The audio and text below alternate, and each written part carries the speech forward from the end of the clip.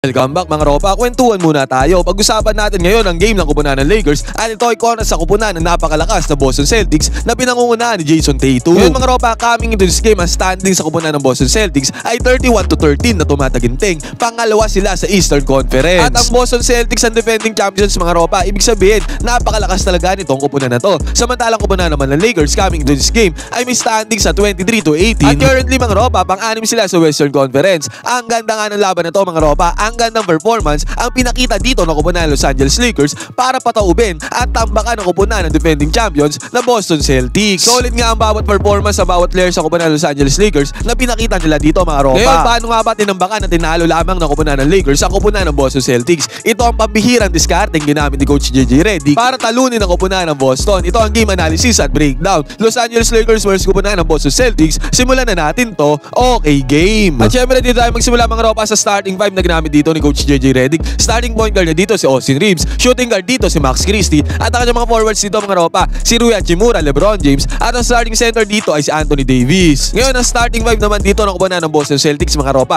i-match up to match up natin to. Ang starting point guard nila dito ay si Jrue Holiday, at ang kanilang shooting guard dito ay si Derrick White. Vice versa yan mga ropa, pwedeng magpalitan. At ang kanyang mga forwards dito mga ropa ay si Jason Tatum at si Jaylen Brown, at ang starting center dito ay si Kristaps Porzingis. Kung lineup sa lineup lang mga ropa, kung tinginan lang, talagang maglalaban naman talaga ang lineup dito ng kupunan ng Lakers kahit na parang napakalakas ng lineup ng kupunan ng Celtics. Dito tayo sa defense ang ginamit ng Boston Celtics dito mga ropa, naka-zone defense sila dyan sa possession na to ng kupunan ng Los Angeles Lakers. Ngayon mga ropa, ang unang puntos ay nakamit ng Lakers dito sa pasa na to ni LBJ sa may left side corner 3-pointer papunta kay Max Christie. Dahil nga zone defense ang nilaro dyan ng kupunan ng Boston Celtics mga ropa, nagkaroon ng opportunity dito si Max Christie para ipukol ang 3-pointer at pasok ang 3-pointer na yan para kay Max Christie. Basket is good. At doon sa kabila mga ropa, agaran naman sumagot ang kanyang 3-pointer dito si Kristaps Porzingis. Well defended naman siya dyan ni Anthony Davis, pero pasok pa rin ang 3-pointer na to para kay Kristaps. Basket is good. At dito sa game na to mga ropa, dito sa start ng game, sagutan ng dalawang kupunan sa kanilang version ng kanilang puntos. Napakagandang laban nga nito. At sabi ko nga mga ropa, nagsasagutan sila sa puntos sa kabilang banda. Alley-oop play naman ang pinakita dito ni Austin Reeves at the same time ni Anthony Davis. Nakapag-convert agad sila dyan ng 2 points, another one. Basket is good. At sa transition offense naman ang kupunan ng Boston Celtics mga ropa, sumagot dyan ang kupunan ng Boston. Walang kaabog-abog mga ropa. Pumukol si Jaylen Brown dito ng 3-pointer. Another one ang long range bomb para sa kupunan ng Boston Celtics ay easy money para sa kanila. Basket is good ulit. Dito sa first quarter mga ropa, dikitan lang talaga ang score dito dahil nga nagsasagutan lang ang dalawang kupunan sa kanilang puntos. At sa moment na to mga ropa, nagkaroon ng mismatch dito si Kristaps Porzingis. Usually mga ropa, yan ang ginagamit na play ng kupunan ng Boston Celtics. Na nakadesign dito kay Kristaps Porzingis, bukod sa mga 3-pointer nito ni Kristaps Porzingis, lagi din siya nabibigyan ng mismatch doon sa may ilalim ng kupunan ng Boston. At sa pagkakataon nga na to mga ropa, si Austin Reeves ang bumabantay sa kanya dito sa may paint. At dahil mismatch yan mga ropa, ang dali lang na ginawa dito ni Kristaps Porzingis, nakascore kaagad siya dyan. Basket is good, easy money para sa kanya. At nag-commit pa ng turnover dito ang kupunan ng Los Angeles Lakers mga ropa, at yung turnover na yan ang kinapitalize yan ng kupunan ng Boston Celtics. Doon sa kabilang banda, successful fast break ang kanilang tinala dito. Another one, basket is good ulit para sa kupunan ng Celtics. Pero sa pagkakataon na to mga ropa, nagmintes ang tira na to ng kupunan ng Boston, kaya fast break naman dito ng kupunan ng Lakers, at ang nanguna dyan sa fast break na yan sa Lakers ay si Anthony Davis. Successful fast break din ang ginawa dito ni Anthony Davis mga ropa, kaya easy money din yan para sa kanya. Basket is good. Ang score dito mga ropa, 22-18, lamang ng 4 na puntos sa kupunan ng Lakers dito sa starting quarter. Sabi ko mga ropa, di kita na bakbakan lang ang dalawang kupunan na to sa starting quarter. Doon sa second quarter natin nabakan ng kupunan ng Lakers ang kupunan ng Celtics. Pero sa pagkakataon na to mga ropa, sumagot dito si Kristaps Porzingis ng kanyang fadeaway jumper dito sa mid-range. Another mismatch na naman ang nakuha dyan ng kupunan ng Boston Celtics. Katulad nga ng sinabi ko na kumukuha ng mismatch lagi si Kristaps Porzingis doon sa may paint. Take note mga ropa, 15 out of 35 ang kupunan ng Lakers dito sa may 3-point area. Mataas-taas ng porsyento yon. At dito nga sa pagkakataon na to mga ropa, pick and pop play ang ginawa dito ni Austin Reeves. Pumak siya dito sa may 3-pointer mga ropa, kahit medyo malayo yung 3-pointer na yan. Tinira ni Austin Reeves ang 3-pointer at ang resulta niyan mga ropa, ang long range bomb. Easy money para kay Austin Reeves. Basket is good. Sumagot naman dyan si Jaylen Brown mga ropa, ang finals MVP noong nakaraang taon. Ang bumabantay sa kanya dito ay si Max Christie. Good defender si Max Christie mga ropa, pero dito na naik ang opensa ng finals MVP. Panis dyan si Max Christie. Basket is good para Jaylen Brown. Easy money. At dito na tayo dumako mga ropa kung saan tinambakan na ng kupunan ng Los Angeles Lakers ang kupunan dito ng Boston Celtics. Tingnan natin ang score dito mga ropa, 28-22 yan. 6 na puntos lang kalamangan dito ng kupunan ng Los Angeles Lakers. At first quarter to mga ropa, 2 minuto na titira dito sa first quarter. And guess what? Guess who kung sino tumambak dito sa kupunan ng Boston Celtics? Walang iba mga ropa kung hindi si LeBron James. Sa possession na to ng kupunan ng Lakers mga ropa, transition offense sa kupunan ng Los Angeles, at ang may hawak ng bola dito nangunguna sa transition offense ay si LeBron James. Usually mga ropa, pagka ganito etong moment na nakakuha ng buwelo si LeBron James dito sa may ibabaw galing sa fast break,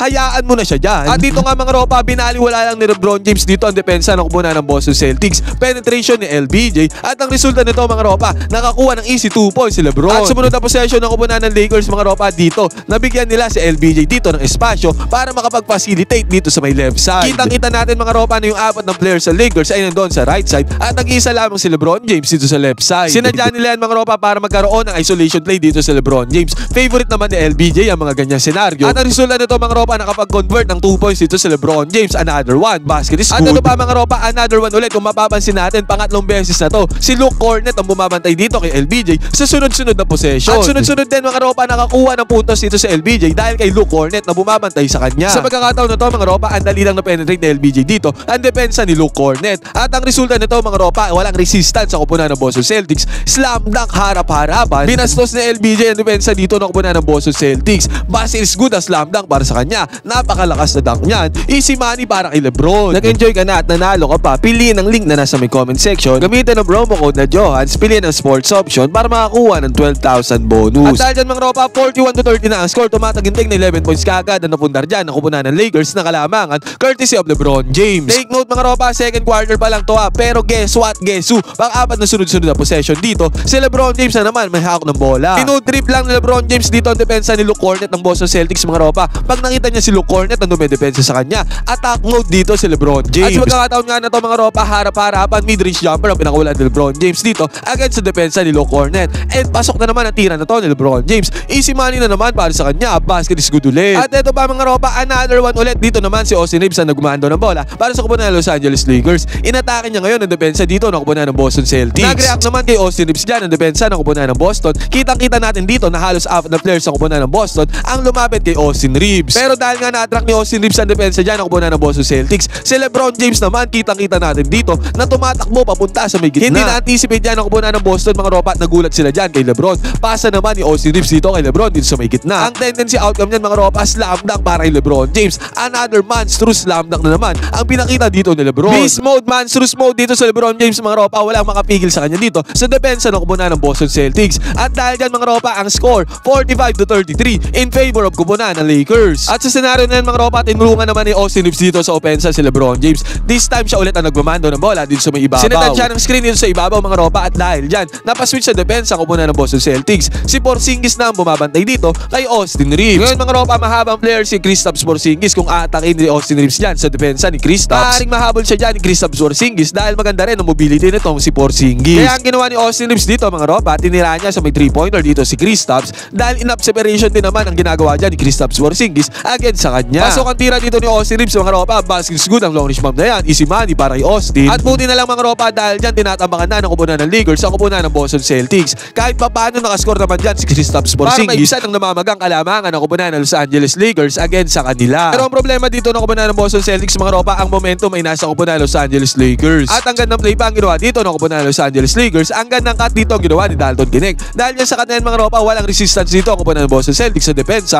wala ring sumalo at nag-close out dito kay Dalton Gennett. Kaya ang resulta nito mga ropa, open lane para kay Dalton Gennett, slam dunk ang kanyang pinakita dito, basket is good ulit para sa kupunan ng Lakers, easy money. At sinundan pa to ng possession ng Lakers mga ropa kung saan si Anthony Davis ang nagmamando ng bola at ang bumabantay sa kanya dyan ay si Al Horford. Pero binaliwala lang ni Anthony Davis dito ang depensa ni Al Horford, nakapagpuntar agad siya dyan ng 2 points, basket is good. Dahil dyan mga ropa, 52-36 na ang score, 16 points na ang hawak ng kalamangan dito ng kupunan ng Los Angeles Lakers. Kahit pa paano nakakuha naman dyan ang back-to-back points sa kupunan ng Boston Celtics, courtesy of Jason Tatum, nakakuha siya dito ng layup. At another one mga ropa, another mismatch na naman na nakuha dito ni Kristaps Porzingis doon sa may paint, nakakuha din siya dyan ng easy 2 points, basket is good. Yun nga lang mga ropa, kahit nakakuha ng back-to-back points yan ang kupunan ng Boston Celtics, dito naman sa may transition, walang kabog-abog mga ropa si Dalton Gennett, tinirahan ng depensa dito ni Kristaps Porzingis. Kitang-kita natin dito mga ropa na good defense naman ang laro dyan ni Kristaps Porzingis, nasabayan niya dyan si Dalton Gennett. Yun nga lang mga ropa, ang tira dito ni Dalton Gennett sa may 3-pointer ay basket is good ang long range bomb na yan, easy money para kay Dalton. Kaya ang score dito mga ropa, 64-43, 21 points sa naging hawak na kalamangan dito ng kupunan ng Los Angeles Lakers. Tambakol malala ang kupunan ng Boston Celtics ang defending champions. Nakabutas naman si Drew Holiday sa may left side corner 3-pointer mga ropa, enough separation yan para sa kupunan ng Lakers at ang resulta niyan, basket is good naman para sa kupunan ng Celtics. At another one mga ropa, sinusubukan humabol dito ng kupunan ng Boston Celtics. This time si Jaylen Brown naman ang nakakuha ng 2-pointer dito, basket is good din. Yun nga lang mga ropa, ang momentum ng kupunan ng Lakers ay hindi nila mapigilan. Tumira si LeBron James dito ng mid-range jumper. Mintes naman ang tira dito ni LBJ. Yun nga lang mga ropa, ang offensive rebound, ang second chance points ay napasa kamay ni Anthony Davis. Bukod sa basket is good mga ropa, nakabingwit pa ng foul dyan si Anthony Davis. Easy money para sa kanya. At sabi ko nga mga ropa, sinusubukan humabol ang kupunan ng Boston Celtics dito sa kalamangan ng kupunan ng Lakers. Dito nakatirada ng 3-pointer si Jaylen Brown. Long range bomb yan para kay Jaylen Brown. Basket is good ang long range bomb. Yun nga lang mga ropa, good defense na nilaro ng Lakers dito against kay Jrue Holiday. Nakakuha sila ng steal dito against kay Jrue. At ang resulta nito mga ropa, si Anthony Davis na nagbando ng fast break nila. Parang point guard, shooting guard dito si Anthony Davis kahit ang laking tao niya. Napakagaan na naging galaw dito ni Anthony Davis para makakuha siya ng another 2 points dito sa may layup na to. Panis ang depensa ng kupunan ng Boston Celtics. Basket is good. At sa pagkakataon nga na to mga ropa, ayaw na ni LeBron James na mahabol pa sila ng kupunan ng Boston Celtics. This time siya ang naghahawak ng bola dito. Penetration niya sa depensa ng kupunan ng Boston. Sabay kick out ng bola dito sa may right side corner 3-pointer kay Rui Hachimura. Si Rui Hachimura mga ropa, mataas ang rating niyan dito sa may right side corner or guys sa left side corner 3-pointer. At ang 3-pointer na to, Rui Hachimura, hindi niya binigo dito si LBJ. Basket is ang long range bomb para kay Rui, easy money. At dahil dyan mga ropa, 72-56 ang score. Hindi makahabol ng tuluyan dyan ang kupunan ng Boston. Dito nagbintes ang tira ni Jaylen Brown sa may 3-pointer. At agad-agaran mga ropa, nauna si Austin Reeves sa may kabila. At ang ganun paso naman ang ginawa dito ni LeBron James. Dahil dyan mga ropa, nakapag-convert ang kupunan ng Lakers ng easy 2 points ulit. Basket is good, easy money. Pero dito sa pagkakataon na to mga ropa, si Jason Tatum bahagyang nag-init ng kanyang makina. Naka 3-pointer siya dito against sa depensa ni Anthony Davis mga ropa. Harap-harapan yung tiniraan ng depensa ni Anthony Davis. Basket is good ang long range bomb. At another one mga ropa, back-to-back 3-pointers nga pinakulan dito ni Jason Tatum. At back-to-back parehong pumasok yan. Bahagyang natapyasan ang alamangan dito ng kupunan ng Los Angeles Lakers. 85-68 ang score mga ropa. At again si LBJ naman hawak ng bola dito para sa kupunan ng Lakers. This time binabantayan siya ni Al Horford dito sa may mid-range. At again mga ropa, tiniraan lang ni LBJ dito sa may mid-range sa depensa ng kupunan ng Boston Celtics, lalo na si Al Horford. Pasok ang mid-range jumper dito ni LeBron James. Basket is good. At another one mga ropa, another possession na naman ng Lakers. Dito sinadyan ni LeBron James, nakuha niya ng depensa ni Luke Cornet. And guess what mga ropa, harap-harapan din, tiniraan lang ni LeBron James dito ang depensa ni Luke Cornet. Favorite niya si Luke Cornet sa may depensa. Kaya another 2-pointer mid-ranger na naman ang pasok dito para kay LeBron James. Basket is good ulit yan. At dahil sa napakagandang performance ng kupunan ng Los Angeles Lakers, tinalo nga nila ang kupunan ng defending champions. Tambakol malala pa. 117-93 natapos ang score. Good game para sa kupunan ng Lakers. Ang gandang diskarte ang pinakita nila dito. Ang galing ni Coach JJ Redick. Pwede kayo mag-comment dyan sa baba ng inyong opinion mga ropa tungkol dito sa game na to. Magkwentuhan tayo.